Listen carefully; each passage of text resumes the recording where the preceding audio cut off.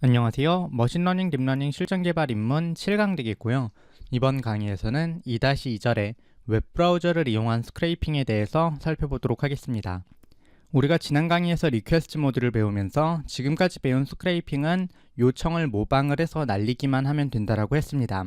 그래서 요청을 모방을 해서 날리고 나온 소스 코드를 긁어와서 분석을 하고 우리가 원하는 데이터를 끄집어내서 출력을 하거나 했었는데요. 요청을 모방해서 날려도 우리가 원하는 결과를 꺼낼 수가 없는 경우가 있어요. 예를 들어서 한번 사이트를 살펴보도록 하겠습니다. 대표적으로 페이스북 같은 사이트인데요. 현재 페이스북 모바일 사이트를 보게 되면 제 계정을 열었을 때 가장 위에 프로퍼 테이스티라고 부르는 요리 알려주는 사이트가 나오는 것을 볼 수 있습니다. 그리고 내리게 되면 테이스티 재팬도 나오고 패스트 캠퍼스라는 학원의 광고도 추천 게시물로 나오고 제가 공유한 디아블로 동영상도 나오게 되고 제가 공유한 사진도 나오는 것을 볼 수 있는데요. 예를 들어서 가장 위에 있는 프로퍼 테이스티를 한번 살펴보도록 할게요. 마우스 오른쪽을 누르고 검사를 눌러서 보게 되면 현재 스트롱 태그로 A 태그로 프로퍼 테이스티라는 게 잡혀 있는 걸 볼 수 있고 굉장히 다양한 div 태그, 헤더 태그, h3 태그, 아티클 태그 등이 구성되어 있는 것을 볼 수 있습니다. 따라서 이 스트롱이나 스팬이나 이런 걸로 이 제목이라든지 내용을 들고 오면 될 것이라고 생각을 할 수 있는데요. 실제로 소스 보기를 해서 소스를 본 다음에 컨트롤 F로 프로퍼 테이스티를 찾아보시면 어떠한 곳에도 태그에 프로퍼 테이스티라는 곳이 있지 않습니다. 이 이유는 페이스북 모바일 페이지가 처음 화면을 띄울 때 이 내용을 띄우는 게 아니라 그냥 지금 보면 잠시 나왔던 읽어드립니다 뿅뿅이라는 사이트를 먼저 띄우고 읽어드리는 중은 내부에 div 태그로 있는 걸 확인을 할 수 있죠. 그래서 읽어드리는 중이라는 글자를 먼저 띄우는 화면만 소스로 제공을 하고 이후에 내용을 가져와서 출력하거나 하는 내용은 자바스크립트로 구현을 하기 때문입니다. 따라서 자바스크립트를 실행을 한 다음에 그 결과를 우리가 가져와서 내용을 분석을 할 수 있어야지 지금 페이스북 모바일 페이지 같은 녀석들을 분석을 할 수 있습니다. 어떤 경우에 사용하는지 조금 이해를 해주셨으면 좋겠고요. 그럼 본격적으로 어떻게 자바스크립트를 실행을 해가지고 데이터를 가져올 수 있는지 살펴보도록 하겠습니다. 일단 책에서는 웹브라우저 원격 조정에 사용하는 셀레니움이라는 녀석과 화면 없는 웹브라우저 팬텀 JS라는 녀석을 사용을 하게 됩니다. 한마디로 화면이 없지만 실제로 이 웹브라우저를 띄우고 모두 실행을 하는 팬텀 JS라는 프로그램을 사용을 해서 내용을 모두 다 살펴본 다음에 그 내용을 파이썬 라이브러리 셀레니움이라는 녀석을 사용해 가져온다고 볼 수 있겠는데요. 한번 설치를 하고 사용을 해보도록 하겠습니다.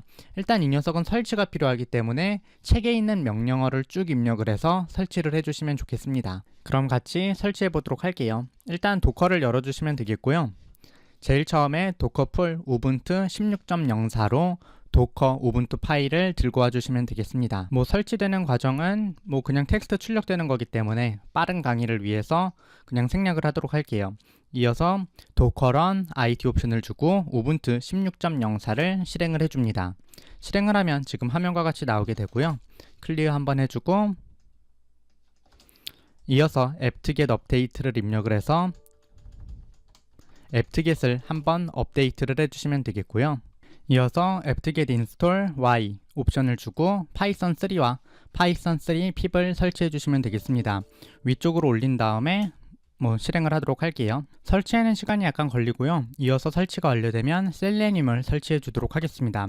셀레늄 같은 경우에는 이제 팬텀 JS나 크롬이나 파이어폭스에 접근을 할 수 있는 그런 파이썬 쪽의 모듈이라고 생각을 해주시면 좋겠고요.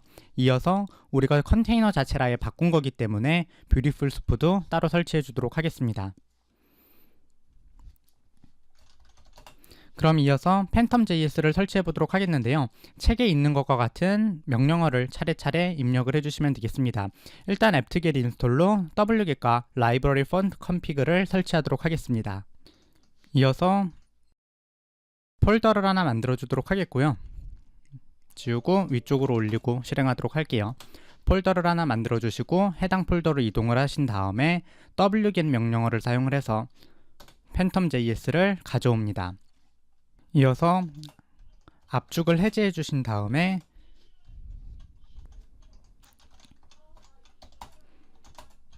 폴더가 생성되어 있을 텐데 해당 폴더로 이동을 해주신 다음에 이 내용을 유저 로컬에 카피를 해줍니다. 이어서 마지막으로 apt-get install Y 옵션 주시고 나눔 폰트를 설치를 해서 한국어 폰트를 설치를 해주시면 되겠습니다. 명령어는 책을 쭉 참고를 해주시면 좋을 것 같아요. 일단 설치가 끝나긴 했는데 설치에만 한 6분 정도가 걸려가지고 설치를 이번 강의로 두고 팬텀.js와 셀레늄 활용은 다음 강의로 미루도록 하겠습니다. 그러면 일단 지금 익싯을 사용을 해서 벗어나와 주시면 되겠고요. 이어서